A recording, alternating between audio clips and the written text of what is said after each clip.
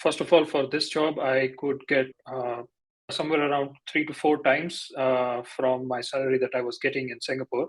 And it's not just the salary part, but it's like a relocation part, stocks and all. So all in all, I would say it would be more than 5 times, I guess. So I would say that helpful areas in order to achieve these kind of tech jobs would be. Hi everyone, and welcome to this episode of the iOS Lead Essentials podcast. Here we discuss the strategies in your journey to become a complete iOS senior developer. My name is Bogdan, and I'm an iOS senior developer and a lead instructor in the iOS Lead Essentials program, the online program for iOS developers who want to become complete senior developers. Today, our special guest is Paras from India, a senior iOS developer and student of the iOS Lead Essentials program. Hello, Paras. Hi, Bogdan. I'm so excited to hear, and thanks for giving me this chance. It's great to have you. Thank you very much. So let me just give a little bit of introduction about me. So my name is Paras, and I come from India, and currently I'm working in Berlin, Germany. Before that, I was working in Singapore for 6 years. I recently moved to Berlin, and I got this job, a new job, and that is I can I can say that that was because of the Lead Essential program. And I joined Lead Essential program, I think a year ago. And the major achievement that I got was, I think, some of the deeper level concepts like TDD, like solid principles, or learning about different architectures.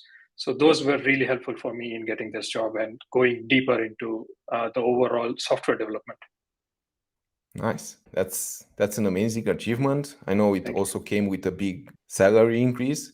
So yeah, very nice to see you achieve that. And that's why we're here. And for people watching, just stay until the end and you can learn how Paras did it and how you can achieve a similar thing yourself. Because our goal here is to find replicable steps that you can also follow. So, how long have you been an iOS developer? Well, it's been more than 9 years now. So I started right after I graduated from my college. And actually, like when I was in college, I was learning iOS on my own and just as a side project and all. So that's how I got interested in pursuing a career as an iOS developer. Nice. So it was the first language that you started with in your first job? Yes, actually, I can say that as a professional career, that was my first job. I can still remember the days I was working in the non-ARC environment. So it was all manual release cycle and all. So I did it for a year or two. It was a good and bad days. I used to like that because I was coming from a C++ background, and for me, manual memory management was very natural. Mhm. Okay, so how'd you find out about the iOS Lead Essentials program? Yeah, well, uh, I think about 1 year ago when I was trying to learn new things on my own, like all the free resources that I could find on internet was not really advanced or going in depth. It was just like exploring the surface, and you could use that knowledge, but I thought that it might not be useful that much if we consider like big applications where millions of users are using your application, which was the case for me while I was working in Singapore. So like even though I was learning a lot of things on my own, but they were not really in depth, or I would say that that would apply to these kind of big applications. So I was searching for something that would provide me a lot of in-depth details and a lot of new concepts as well, which I was not aware of at that time. So that's how I found out about a Lead Essential Developer program, and it was just like a random search on the internet, and that's how I found it. And I checked the reviews from the previous students and graduates, right? So I thought that this could be a really good one for me, and I thought of giving it a try. So yeah, it turns out really good. And do you remember what you were looking for at that time? Like what issues did you have? Yeah, well, at the time, let me start with an example that might be relatable for this particular answer. So at the time, I was working in a very big application, which, like I said, was serving to millions of customers.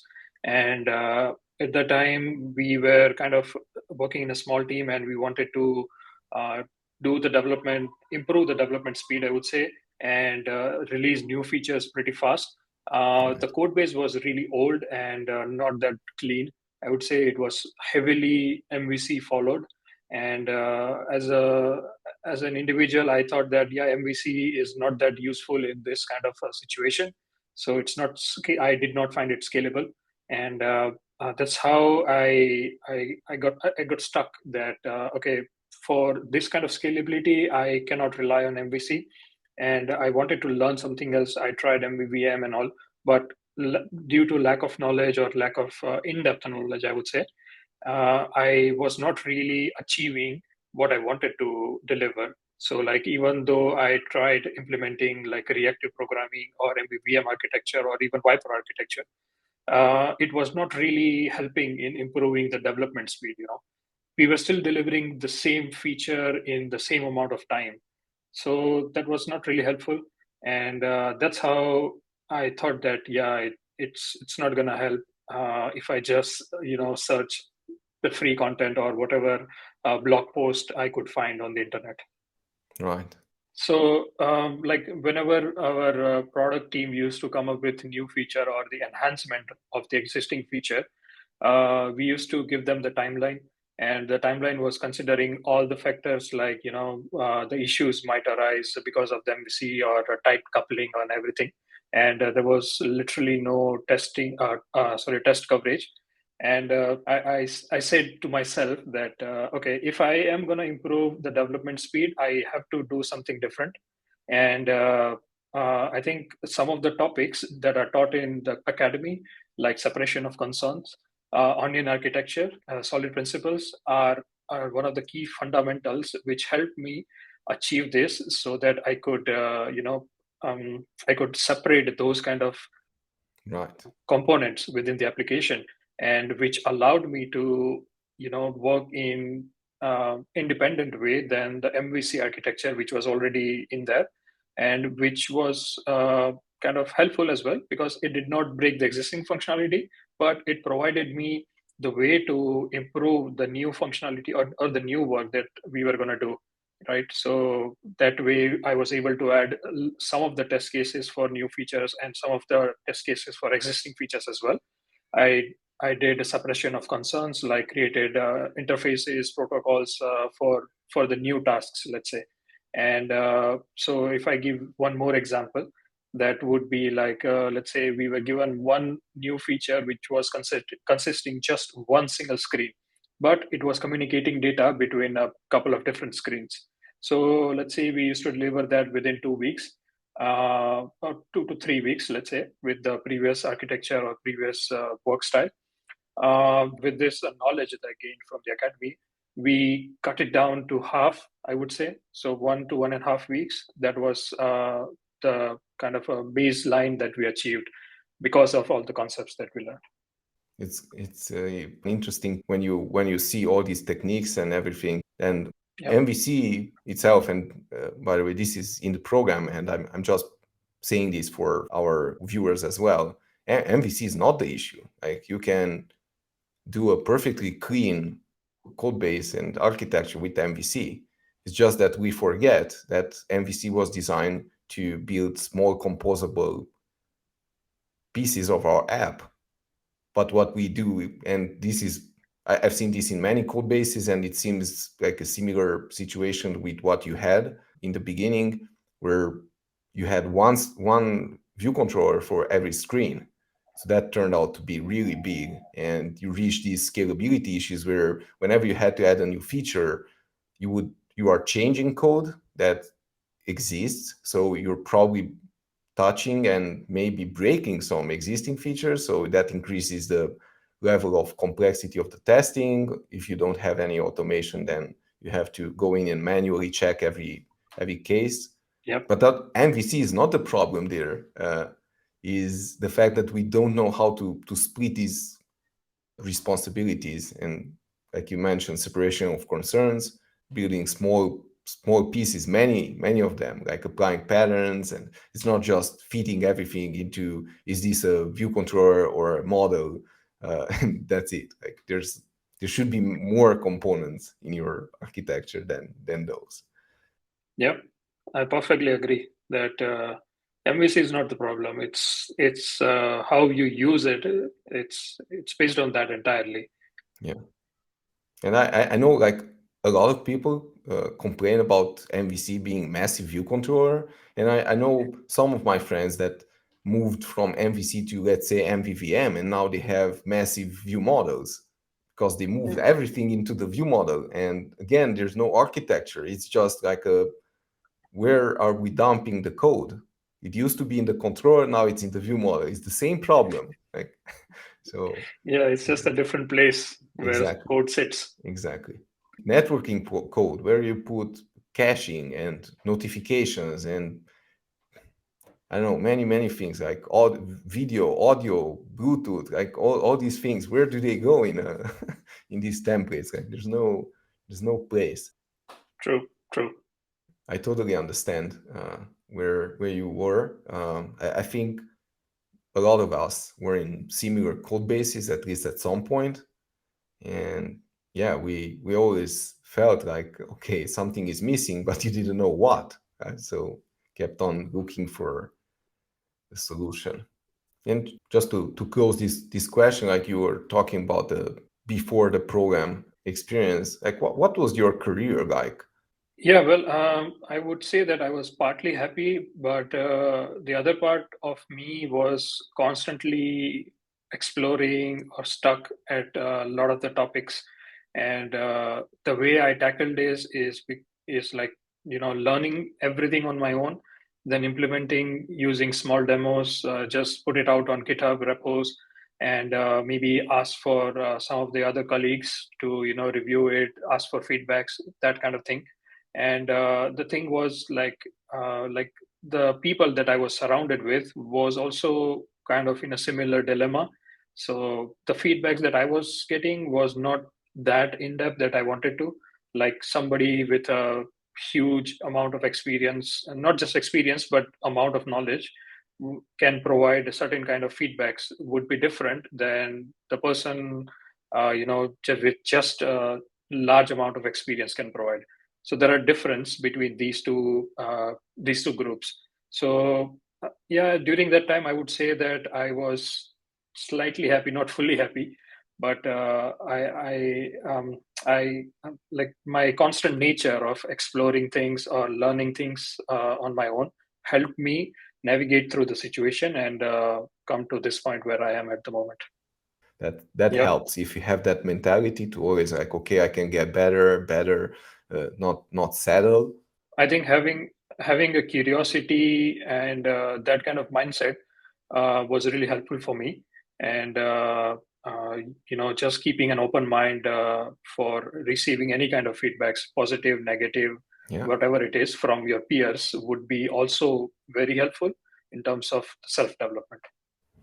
totally. It's like you said, if you manage to set your feelings aside and say, okay, is there something here that I can learn from, that I can get better at? That's perfect. Yep, true. And I have one more example to share about early days of my career. That like in the very beginning of my career, I used to add a lot of those global methods or variables that we use across the application in app delegate. Yeah, So the app delegate code would be like, wow, maybe 1,000 lines or 1,500 lines. So that kind of code that I wrote, And when I moved to different jobs where I got like feedbacks from other people that you should not add this, I took it in like a positive way, with an open mind. And I asked questions to them, like, what is the purpose of this? Why can't I add it over there instead of, like, having a separate view controller or something like that? So, I mean, it also depends on what kind of feedbacks do you get, and what kind of mindset you keep. If you, like I said, like if you keep the curiosity mindset, then I think it will help a lot. Yeah, I also remember a similar situation in my early days, and when I started working on that project, I didn't see an issue with all the globals and the Yeah, 2000 line app delegate we used to have because it was a big application. yeah, exactly. But yeah, it's like you said, you kind of look back and say, okay, that was probably not a good solution. Now I can do better. Yeah, that's how we get better. Yes, true. Okay, so you found out about the program and then you decided to join. Did you have any second thoughts before joining? Well, frankly, I had a couple of second thoughts. Firstly, was cost part. I tried to, try to deal with, try to come up with something from my employer, but they were not really helpful, and they were reluctant. And but then I thought about it that, okay, this is not just a purchase or just a spend. I consider it as a long-term investment, and then like based on the real life reviews that I saw, and the crash course that I went through before joining the actual program was really helpful, and really like one of the most deciding factor for me to just opt for it without giving much more thought on it. I really like this story where you went to your company, to your employer, and said, "Okay, can you help me with this?" They didn't, and you still got it, which shows that you cared enough about your career to say, "Okay, I if I need to pay this for myself, then that's fine. I'll do it." And I think a lot of us maybe struggle with that, or don't don't invest that much into our education, and as soon as we get the first job, it's like, okay, I'm done, and now I don't need to learn anything. But I mean, it's very clear that if you have that mentality, you have a different career path than one like yourself that's always curious, always looking for the next step, like what can I learn now, where is the next thing to improve. True. And for my case, I also added one more thought before I decided that, okay, since I did not do any kind of summer camp or something for iOS, I already saved that money. I was giving that to myself. So I thought, okay, yeah, this is the time to invest in myself, and to becoming a true senior developer. So yeah, that was one more thought I gave before I jumped in. Right, you decided and joined. So Yeah. how'd you do it? How'd you go through the lectures? How many hours per day, per week? How did you organize that? Well, after I joined, I immediately started learning all the lectures, going through all the lectures. So initially, what I did is I would spend 2 to 3 hours after work every day, and maybe uh, a little bit more on weekends. And then also on the same time, I tried to practice on my, like, let's say, demo apps as well on my own. And other than that, like this went on for I think 3 to 4 months, and that's when I took a little bit of break, and like about 1 month of break, and then I started again the same way. So it was like 2 to 3 hours that I spend on average daily, and not just. I mean, it's not just enough to spend time to just watch the lectures, go through the lectures. It's also essential to just spend a little bit more time on learning that or implementing it on your own, like a demo applications or something like that. And apart from that, I also created notes for me to go back, look back, and I can always reference from it when I was working on my demo applications. So that was also helpful. And apart from that, I would say that like going through those mentoring sessions was also kind of eye opener for me, where I would be able to relate a lot of the examples that other people faced and the different approaches that they took. So those are really helpful for me. Awesome. Like, first of all, I asked the question because it seems most students have a different style or like a custom style. Each one does it in a bit different way.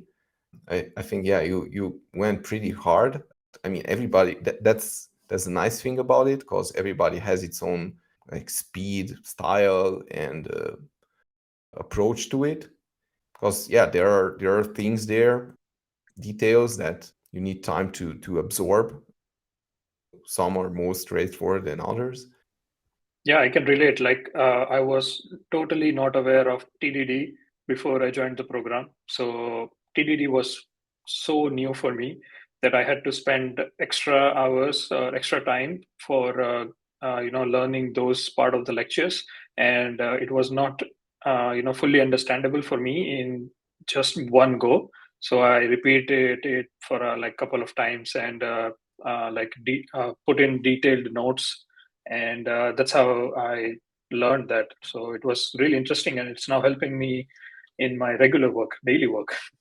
Nice that you're at the point where you're actually implementing this at work, because that's a very important part of the learning curve. Yeah, I think we need to start small, and then it kind of becomes a habit. Yeah, exactly. And how long did it take to finish the program? Oh, well, I haven't finished yet. I think I would say that I am at 60-70% at the moment. The reason is because, after spending, like, I think 5 to 6 months in the program, I learned a lot of things. And then I got this really nice job opportunity, interview opportunity at the time. So I diverted my focus on preparing for that. The this opportunity was from a big tech company. That's where I work at the moment. So I didn't want to, give it away. So I fully diverted myself to, apply the knowledge that I gained from academy as well as the other parts that I needed to prepare for this interview. So that's how I spent my time. And after that, I took a break to travel a little bit, and then I have started. I have continued on the academy now. Awesome. So for me, learning these concepts where I lacked a lot of knowledge, like TDD and suppression of concerns, or even the architecture in general, like the onion architecture or those kind of different architecture types.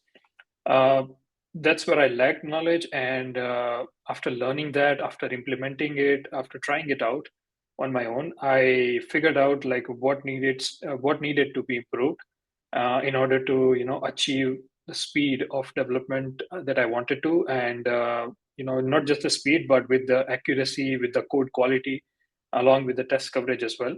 So, for instance, like before I joined the program, I mean, I used to implement a lot of the stuff, even the advanced level one and all, but still there would be a lot of bugs after the version is in production. So I was constantly reminding myself that what can I do to improve it? What kind of things that I can do? I mean, manual testing is one thing, but as a developer, software developer, I was also I wanted to add the test cases as much as I can, not just the unit test, but UI test as well. But because of lack of knowledge, or lack of, I would say, the opportunity, I could not do it. And then after learning those concepts, I implemented it with a proper guidance from the academy, instructors from the academy, and I tried to replicate like what I learned in the academy onto my real world project, and that's how I was not just able to reduce the development time, but also reduce the number of bugs. So, like the tester or the product person would not come back to me more often, and yeah, all our lives were happy. Yeah, I know QAs are also happy when they don't have to keep retesting the same scenarios and finding bugs. Yeah, that's true. They want to invest more on the product side than just verifying that everything works as expected. Yeah. So if you do all the practices, like you write enough automated tests on the development side and you also follow all the principles and everything, I think the app you are delivering is in a very good state. So it doesn't need a lot of manual QAing, which is good for them as well. So and of course product people also like that. So Yeah, and with the help of like the initial lectures, I was also able to understand, creating separate frameworks. So I also tried that with implementing, let's say, just a network layer as a separate framework on its own, and that also helped me in a lot of reducing a lot of bugs. Also, I was able to add test cases just for the network layer. So in a way, it was really helpful, and like it is explained in the lectures that adding test cases, and not just the test cases, but test cases in isolations is pretty important. So like I think that by creating separate frameworks like this where it makes sense, and by being able to have individual isolated tests is really helpful. yeah, because if you get to the point where your app needs to be split into modules, it's very nice to have everything contained. So you, like you said, you have a networking module and all the tests that verify that are in the same project or target, whatever your setup is. And then if you change the networking, just run the networking tests pretty fast if you have unit tests and you know everything is okay. Then if you have other modules that you didn't change, then you don't need to run those tests. So it can be pretty fast. Yeah, and speaking of modularity, it also helped me in learning this advanced concept. Other than that, when I got this new job, and here it's a pretty big team, and we work in a different squads, independent squads, where we have different mini apps where they are not really dependent on each other, unless except for some of the dependencies shared by the main container app. So it also helped me learn this concept. I mean, before I joined this company, I got this framework or modularization concept. So it after coming here, I was not that surprised or not that nervous to work in this kind of big environment. So Yeah. that also helped me. Nice. I mean, when you work on small apps, you probably don't see the need to make these slicing into different modules and everything. But yeah, if you join a big team, then it really helps understand. Because if you haven't seen anything like that, the minute you see an app which has many modules, then you're scared. Like I said, it's like, okay, this is too complicated to understand. So Yeah, it's helpful. true. And also understand how they split it up, because now that you know about vertical, horizontal slicing, feature based, layer based, like all these things, it's at least it helps me when I look at the code base, because I know what they're looking out for and what they're thinking. Like, okay, they did this slicing, so those are the pieces that are important. Or maybe you can also guess team structure, because you say, okay, these many modules, probably each one has a team, or more modules have the same team working on them, so stuff like that. Mm. Yep, It's a very good experience, I think. true, true. So how long did it take to achieve this position after you started the program? Well, after I started the program, all in all, I gave like about 6 months to learn whatever I could in that time. And after that, I had to prepare for the interview and all. So, apart from this 6 months, I would say I dedicated, I think, 3 months or 4 months just for the preparation, interview preparations. And I think I would consider this as a short amount because for me, I was already in like 6 months in this program, and I was already learning through a lot of advanced level concepts. So that helped me. I just needed to prepare for like a software development fundamentals like data structures and algorithms and all. So which was not that time consuming. And I would say that for 3 to 4 months of preparation just for the interview, I was pretty happy with the result. And I mean, result. Yeah, obviously I got the job, but I was pretty happy with what I could accomplish during that short time. And I think one part of would be the program that I was already enrolled and already spent like 6 months in it. Yeah, getting a job offer from a different country that comes with a big increase in salary and relocation. I think there are many people that are looking for something like that. So I'm curious for myself, of course, and for the people watching, how can you achieve such a position? Like, do you apply for jobs, keep an eye out? Do you, I don't know, talk to your network of connections? Like, how did you do it? Yeah, well, it's an interesting question actually, and for my case, first of all, for this job, I could get somewhere around 3 to 4 times from my salary that I was getting in Singapore. And it's not just the salary part, but it's like a relocation part, stocks, and all. So, all in all, I would say it would be more than 5 times, I guess. And in terms of the like finding out jobs, I would say I was a little bit lucky that the recruiter from the company approached me. So I would say that helpful areas in order to achieve these kind of tech jobs would be building your network. Other than that, following maybe some of the leaders, tech leaders, or in the industry, where let's say you are following somebody like a CTO or a head of engineering from Facebook or Google, and you also try to approach some of the recruiters as well directly. I mean, you don't really have to directly ask that whether they do you have a job, or be nice, I would say, or do your research first whether they already have a job posting for that position that you are looking for.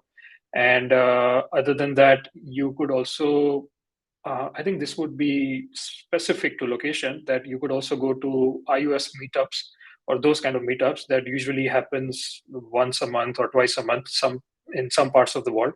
That's where you really make good connections, and you can find out directly from the people working from other companies that whether they have openings or not. Very, very good points. I know at least a few people that got to like a similar job offer from like their friend moved to a different country and then they recommended them and they could also relocate and get a better offer. So like you said, yeah, connections.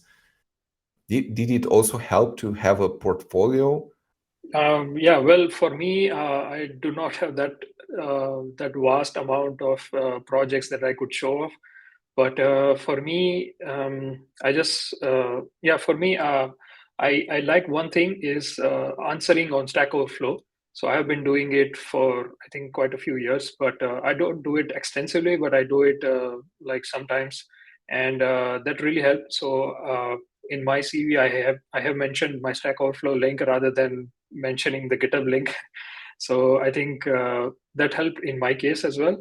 But I totally agree that having a small portfolio or maybe your achievements, which are publicly available, would help getting at least the interview part more quickly, I would say. I just asked this because you mentioned that the recruiter reached out, and I was curious how they found you. Oh, yeah. So that was that was purely from LinkedIn, I guess, and no other platform. Probably having a good LinkedIn profile also helps. Yeah, maybe the recruiter looked at it and found it interesting. And just circling back, looking at the program so far, what would you say are the main takeaways you got? Like practices, techniques, principles, like what's really stuck with you? So, firstly, I would say TDD is the most useful practice for me in general. That not only helps the development speed improve, but it also helps your application or your feature development bug proof. So you have as less amount of bug as possible in the development cycle. Not I'm not talking about the production or testing cycle. Yeah. So that is the most important practice that I have found. Other than that, scalability, separation of concerns, and solid principle are the other most important topics that I found. Separation of concern is because I was not really aware of it that much in that deeper level. I was still using like protocols and all everything before I started the program, but going in this topic in a deeper level really helped me achieve like the modularity or creating separate frameworks, Yeah. at a higher level. Other than that, whenever I used to write code before I joined the program, I tried to follow solid principle like 50% of the time, not extensively.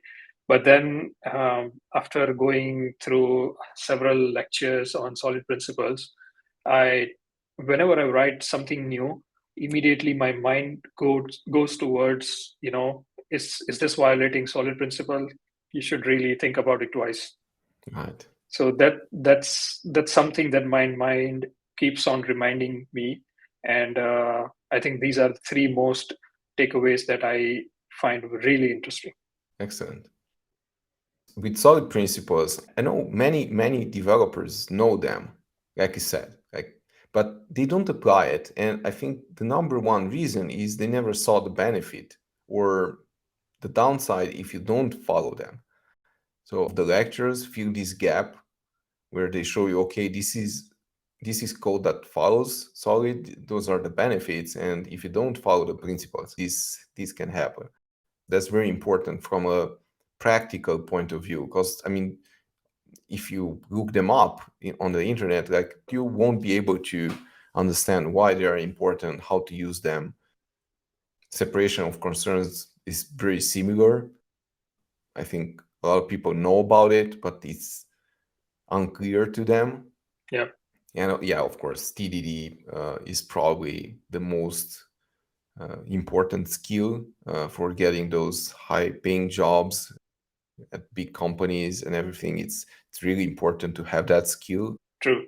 Yeah, speaking of TDD, I remember a few years back I applied to BlackBerry and went there for a pair programming session, and they told me that they follow TDD, and I was totally unaware of it. And I was like, "What is TDD? I don't even know the full form of it and all." But the other person was, I think, a little bit nice and patient. So he just approached.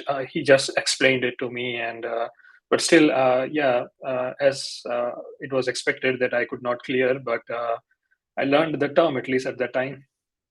I mean, on one side, it was a bit painful, but at least you saw that, okay, this is important. I need to Yep. find out how to do this.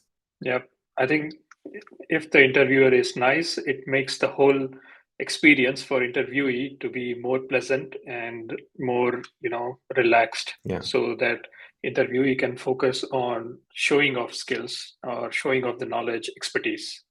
For me, it's always an opportunity to learn. So if I or somebody goes to an interview and they fail, let's say, or just don't match, it shouldn't be a bad experience. It should still be something like in your case, you go at home and say, okay, I didn't get this one, but look what I learned. Like just TDD, and I probably need to learn this to be able to get interviews like this.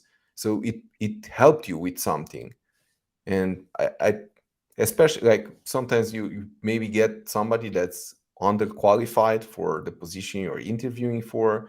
If you can just tell them in a nice way, and it's an opportunity to help that person. So if you just spend you spend some time with them anyway, why not be open and positive about it? Yeah.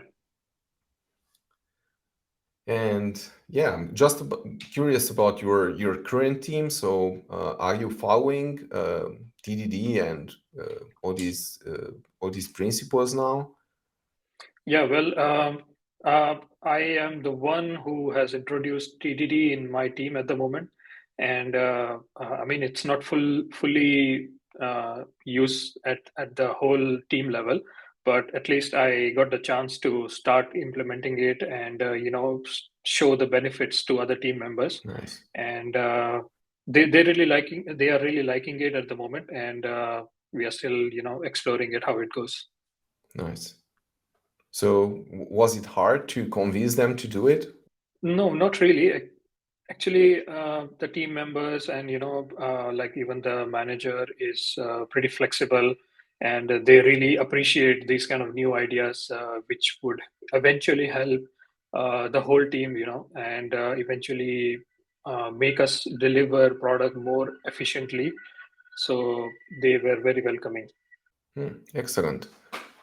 I asked you this because, in my experience, I know people that learn about, let's say, TDD and like solid principles, modularization, and then they go to their team and say, okay, I learned about these great things. Let's start implementing them. And they see a lot of friction, of resistance from the team, especially more senior members that say, okay, I know how to do this for so many years. You're not gonna convince me to do it otherwise, that kind of a thing. So I know a lot of people are curious about this. How can I learn something and then convince my team to jump on board and apply this? So I'm glad that for you this went without that much resistance from the team, and they're open Yeah. to learning. Yep. I was also excited when I heard that, yeah, I can implement whatever I want and don't really need to care about, other people, what other people thinks. It should just matter that, like, overall, it should help us improve what we are trying to achieve. That's it. Excellent. Um, can you think of an example where applying, I don't know, TDD, solid, separation of concerns, these architectures we mentioned, has helped you and your team to, I don't know, deliver faster, better? Sure.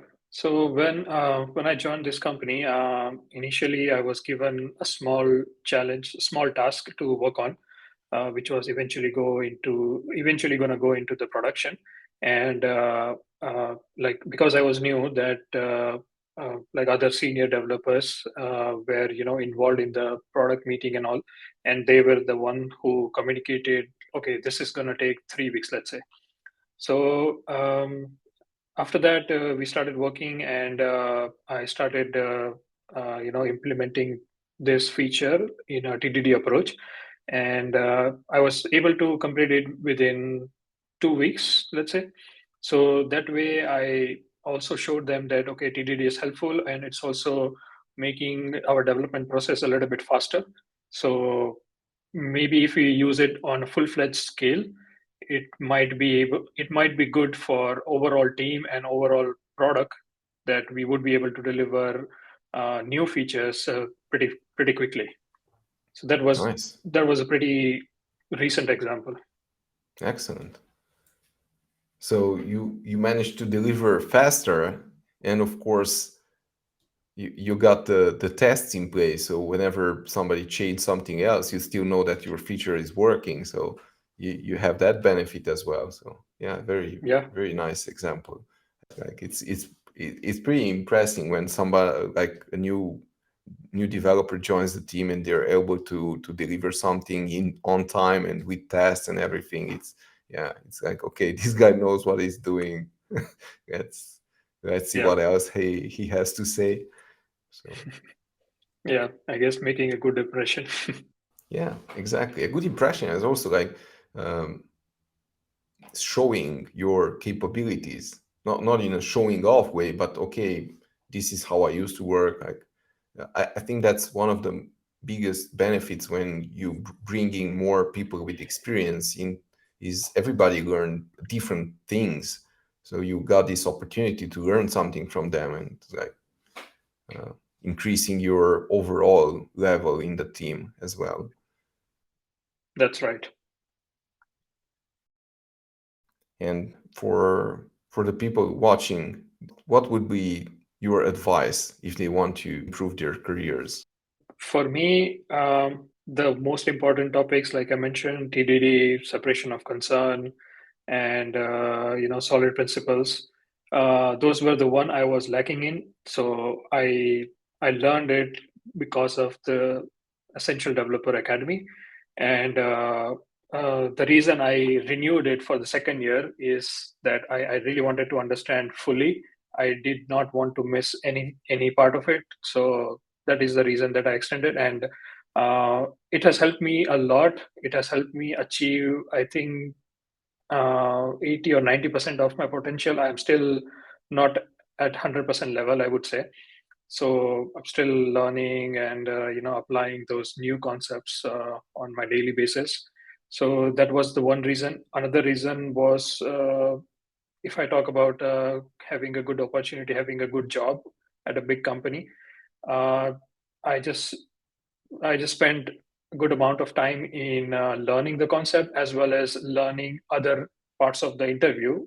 So that really makes the whole interview preparation uh, really, I would say, complete. And you will feel confident at the end of your preparation, and you will be kind of you will be able to achieve what you want to do. And I think there is one more reason that I was able to achieve this, which is I used to I I followed this book called Cracking the Coding Interview, and that has really helped me, you know, uh, gain all over overall knowledge, I would say. It also has a lot of practice questions, so that is also very helpful. And surprisingly, I only own that book in my entire life. I'm not a reader, but I really liked reading that book. So I would say, yeah, please invest in that as well, and do your preparation well. Right. Very good advice, because I mean, just being proficient does not guarantee you will do well in interviews. So you got to prepare for interviews particularly, and for each interview, maybe in a different way, learn about them, like do a bit of research, like all of these. Uh, and I know we have some mentoring sessions about it as well, about all Yep, these techniques to use when you want to really do well in an interview. yep. And I think mock interviews would also help. Doing mock interviews with your friend or fellow colleague. Yeah, So I guess that's really confidence boosting yeah, during the interview preparation. totally. Because then when you're in the real thing, you're just more relaxed and more confident. Yep, true. Awesome. Paras, I really thank you for being here with me today and sharing your story and your advice, your experience overall. Yep, I'm really excited to share my experience, and if it helps even a single person, it's useful. I'm sure it will help more than one person. Thank you. For the people watching, if you want to learn more, just visit us at essentialdeveloper.com, where you can find a bunch of free resources to improve your iOS skills. And you can also find us on our social channels like YouTube and Twitter and so on. Thanks and see you soon. Bye. Thank you.